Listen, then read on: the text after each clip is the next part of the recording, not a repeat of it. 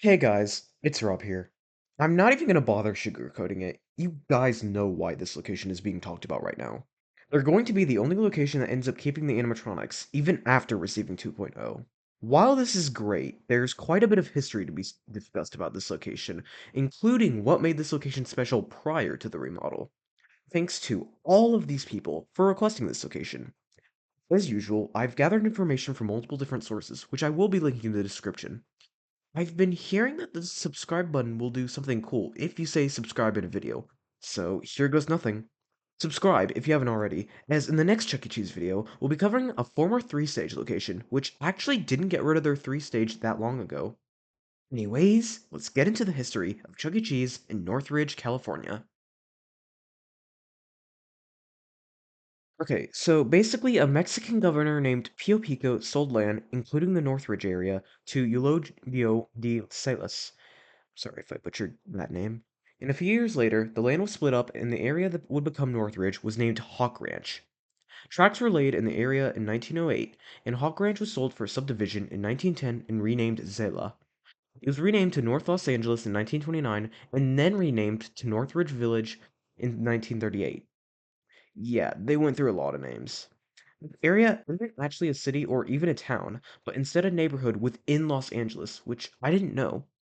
As of 2008, the population of the neighborhood was estimated to be 61,993.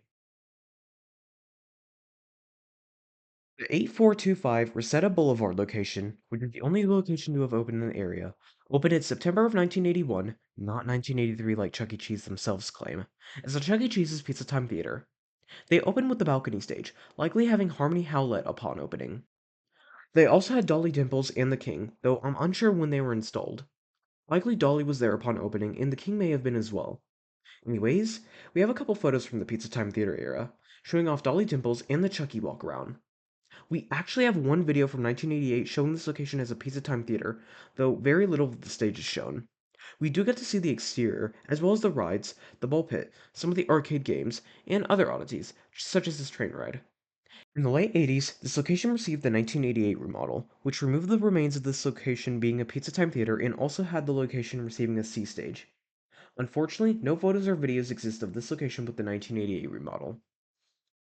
By 1993, this location received the major 90s remodel, changing the exterior to Chuck E. Cheese's as well as changing the interior decor, adding shelves, the record posters, and other posters such as these character posters. They also received the 2-stage around this time, which still use the same animatronics. A video from July of 1993 shows off the interior of the store, giving us a good look at the 2-stage as well as other aspects of the store, such as the shelves, the record posters, and the rides. We also see that Chuck had gotten his tuxedo outfit by this point. As for their condition, they seem to be doing well, with Pasquale being the only one not doing as well, with his arms not moving much. Surprisingly, this location kept the major 90s remodel for a very long time. About 30 years, in fact, and during that time, very little changed about the store, aside from one thing we'll get to later. First, let's go over a scene from the movie Made in 2001, which shows off this location. We see that the Jasper Cyberamic still has his Pizza Time Theater mask, which is pretty cool. Though that makes sense seeing, at this point, they still have the original animatronics. The funny part about this scene is that the animatronics aren't actually performing during this conversation, which can be seen by the curtains. We also see what I presume to be the Chucky walk around at this location during this time, which was the cool Chuck era walk around. While there's plenty of footage from this location during the 2010s, there's no point in going through most of it since almost nothing changed about the store aside from the game package, except for one important detail. In 2011, a location in Lancaster, California would relocate, not reusing the cyberamics they had from that location. Instead, these animatronics would be sent to Northridge and replace all of Northridge's original animatronics. Supposedly, their original animatronics were destroyed. The earliest footage we could see of them is from February of 2013, which shows Chuck had gotten his cool Chuck clothes by this point. We also see that he dons the Avenger Chuck cap for some reason. Condition-wise, they look amazing here, with each animatronic clearly being maintained well during this time. By the end of 2013, the cap was removed, likely due to the fact that Rockstar Chuck had been around for longer by this point. Around late 2014, Chuck's ears would be repositioned higher up, now looking like this. Other than game packages, the store would not change for the rest of the decade. Around 2020, the sky tubes would be removed due to a certain pandemic. It wasn't until July 25th, 2023, when this location would see its first significant change in at least 12 years. This location would start its 2.0 remodel. This was significant because this was one of the last locations to have such old decor that dated all the way back to the early 90s. Apparently, this location was originally intended to receive the typical 2.0 remodel, but as time went by, people noticed that the animatronics weren't being removed. Although it varies when they're removed during the remodel, they normally don't wait to remove the animatronics to my knowledge, and do it sooner than later.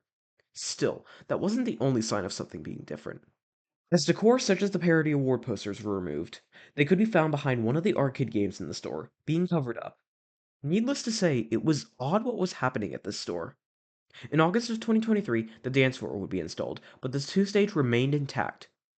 The store would continue undergoing the 2.0 remodel, changing the exterior to a unique shaped 2.0 sign to accommodate the sign shape of Northridge, and also painting the exterior to look like that of a normal 2.0 remodel.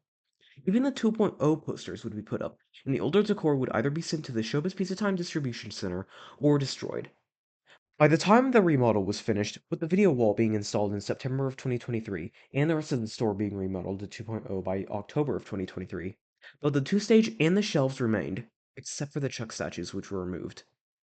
That same month, a community member named Logan Carrero, who apparently made a petition about this location, will be sent an email from CEC Entertainment that confirmed the animatronics would be staying at the location, and that the grand reopening would take place on November 10th, 2023.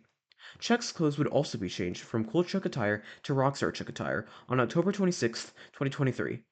On November 2nd, the Chuck E. Cheese YouTube channel would live stream an announcement with special programming specifically for Northridge, giving an announcement that the animatronics would be staying at this location and become the permanent home of Munch's Make Believe Band. The lift curtains from Huntington Beach, California, which, fun fact, is the oldest operating Chuck E. Cheese, being the fifth one to open, would be installed onto Northridge's two-stage on November 5th. On November 10th, 2023, the grand reopening happened, with the building reaching max capacity and the show tape for that evening only having two classic Chuck E. Cheese songs. Also, the curtains were struggling to work, and the back of Chucky's head fell off. David McKillips and Nolan Bushnell himself came to this event, though, so that's pretty cool. Especially Nolan Bushnell, being the founder of Chuck E. Cheese and all. You gotta love how he looks like he doesn't even care much for being at this event, wearing jeans with a black shirt in opposition to David's suit he's wearing. Overall, although this event was interesting, and shows just how much people still care about the animatronics and stuff like that, it also shows that CEC Entertainment clearly doesn't actually care about their history, nor these animatronics. The characters not working well. Characters such as Jasper barely moved at all, with only his head moving, a far cry from their condition in 2013. While it's cool they decided to keep the animatronics and shelves from this location, it's clear they don't actually care about these animatronics due to the lack of effort put into their condition once they decided to keep them, plus how lazy the work with the curtains was. Overall, Northridge is quite the interesting location, and now a one-of-a-kind location, even now with their working curtains.